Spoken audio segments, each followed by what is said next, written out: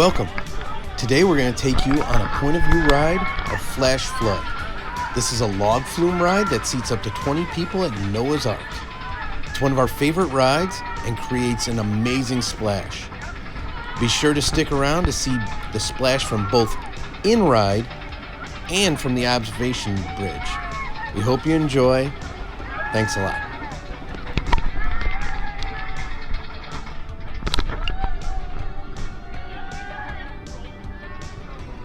Oh, sorry.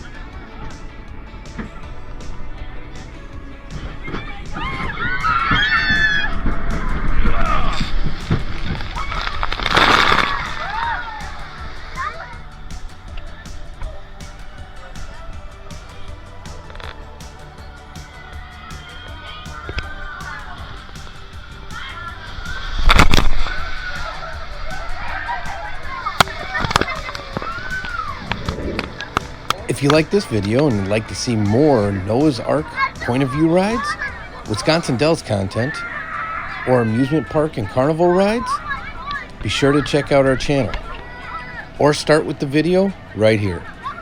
Thanks a lot. We hope you enjoyed. All our best and take care.